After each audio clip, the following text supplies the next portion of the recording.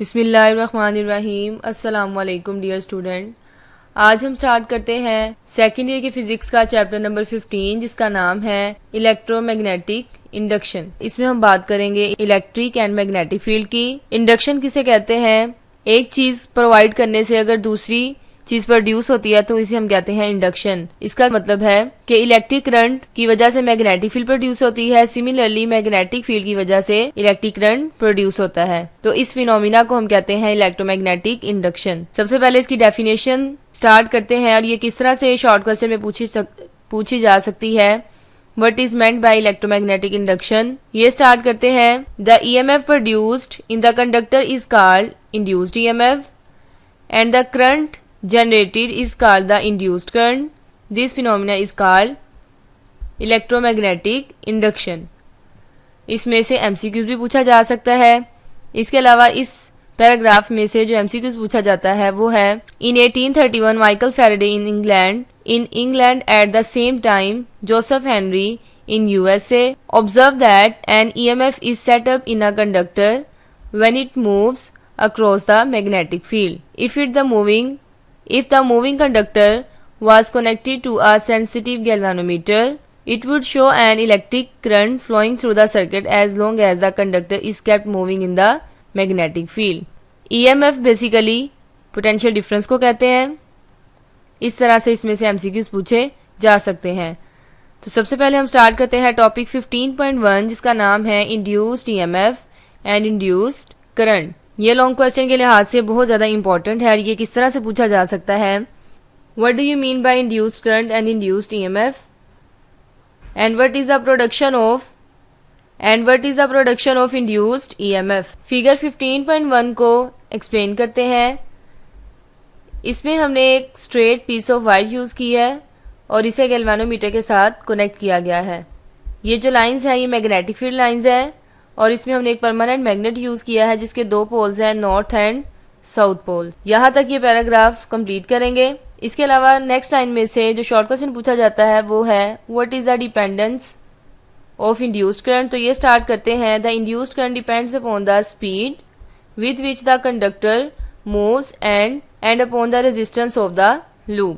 Next है if we change the resistance of the loop by inserting different resistors in the loop and move it in the magnetic field with the same speed every time, we find that the product of induced current I and the resistance R of the loop remains constant. Next है I multiplied by R is equal to constant. I induced current है और R resistance है। This constant is the induced current. This induced current leads to an induced current when the circuit is closed. The current can be increased. इसमें से भी short question पूछा जा सकता है कि करंट किस तरह से इंक्रीज होता है।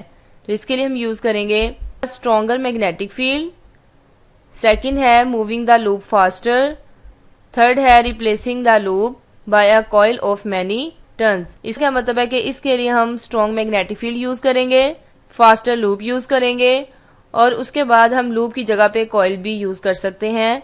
इस पेज में से जो MCQs पूछा जा सकता है वो है we can say that an induced EMF is produced in a loop if the magnetic flux through it changes. The greater the rate of change of flux, the larger is the induced EMF. Next line में से short question और long question दोनों तरह से पूछा जा सकता है।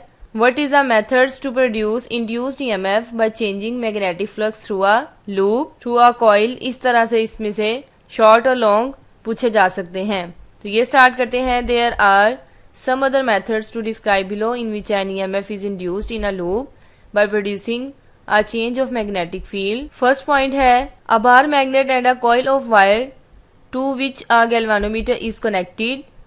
इसमें हमने एक बार मैग्नेट और कॉइल यूज की है, कॉइल ऑफ वायर यूज की है जिसे हमने गैल्वेनोमीटर के साथ कनेक्ट किया है।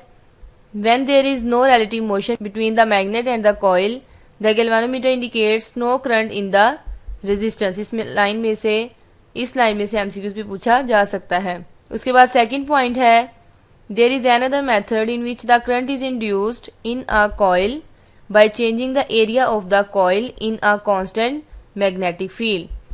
इसमें से भी MCQs पूछा जा सकता है। इसके साथ हम figure 15.2 A and B complete draw करेंगे। यहाँ तक ये पैराग्राफ कंप्लीट करेंगे और इसके साथ फिगर 15.4 भी ड्रा करेंगे। नेक्स्ट है a very interesting method to induced current in a coils is producing a change of magnetic flux in a nearby coil. Figure 15.5 shows two coils placed side by side. Figure 15.5 में हमने two coils use की हैं। The coil P is connected in series with a battery, the rheostat and a switch, while the other coil S is connected to a galvanometer only. इसके साथ हम figure 15.5 भी draw करेंगे। यहाँ तक ये लॉन्ग क्वेश्चन कंप्लीट होता है। हमारा नेक्स्ट टॉपिक है 15.2 जिसका नाम है मोशनल ईएमएफ। ये किस तरह से पूछा जा सकता है लॉन्ग में। What is motional EMF, derive an expression for it. और शॉर्ट क्वेश्चन में किस तरह से पूछा जा सकता है what is meant by motional EMF. तो ये स्टार्ट करते हैं। When a conductor is moved across a magnetic field and EMF is induced between its ends, the EMF of the moving conductor is similar to that of a battery if the ends of the conductor are joined by a wire to make a closed circuit, a current flows through it. इसकी definition start करते हैं। The EMF induced by the motion of a conductor across a magnetic field is called motional EMF. इसका क्या मतलब है कि conductor के move करने से मैग्नेटिक फील्ड में जो EMF प्रोड्यूस होती है उसे हम कहते हैं मोशनल ईएमएफ। इसके एक्सप्लेनेशन स्टार्ट करते हैं। Consider a conducting rod of length L placed on two parallel metal rails separated by a distance L।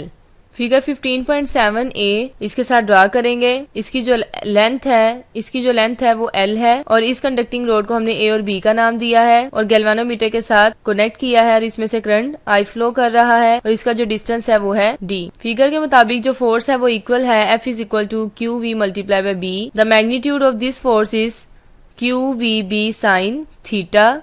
Angle theta between V and B is 90। इसमें से एमसीक्यूज भी पूछा जा सकता है। हमें पता है कि साइन 90 इक्वल है 1 के। उसके बाद जो फोर्स आएगी वो इक्वल है QVB के। Applying the right hand rule we see that F is directed from A to B in the rod. As a result, the charge migrates to the top end of the conductor. If E naught is the electric intensity in this state, then QE naught is equal to QVB. इसमें जो Q है वो charge है, V velocity है और B magnetic field है। इस equation में जो Q है वो एक दूसरे के साथ कैंसिल आउट करेंगे और उसके बाद E नॉट इक्वल है VB के। द मोशनल EMF इसे डिनोट करते हैं E के साथ, will be equal to the potential difference del V is equal to VB minus VA between the two ends of the moving conductor. Next है the gradient of potential will be given by del V over L। ये हम first chapter में पढ़ चुके हैं। As the electric intensity is given by the negative to the gradient, negative of the gradient, therefore E naught is equal to minus del V over L। अब इसकी जगह पे इसकी वैल्यू पुट करेंगे तो उसके मुताबिक जो del V है, अगर हम इस इक्वेशन में से del V फाइंड आउट करना चाहें तो वो इक्वल आएगा माइनस L E नॉट के। नेक्स्ट है माइनस L और E नॉट की जगह पे लिखेंगे VB। The motional EMF equal है del V minus L VB। This is the magnitude of motional EMF. However, if the angle between V and B is theta, next I is equal to minus VBL sin theta. यहाँ तक ये long question complete करेंगे और इसके final expression में से MCQs भी पूछा जा सकता है जो कि इक्वल है E is equal to minus VBL sin theta. Next example number 15.1 जिसकी स्टेटमेंट है A metal rod of length 25 cm is moving at a speed of 0.5 meter per second in a direction perpendicular to a 0.25 Tesla magnetic field. Find the EMF produced in the rod. इसका solution हम complete करेंगे। Okay student, आज का हमारा lecture इतना ही था जिसमें हमने डिस्कस किया इंड्यूस्ड करंट, इंड्यूस्ड EMF और मोशनल EMF के बारे में और इसमें जितने भी important MCQ, short question, long question थे उन्हें भी डिस्कस किया। नेक्स्ट भी हम इसी चैप्टर से कंटिन्यू करेंगे। तब तक के लिए अल्लाह हाफिज।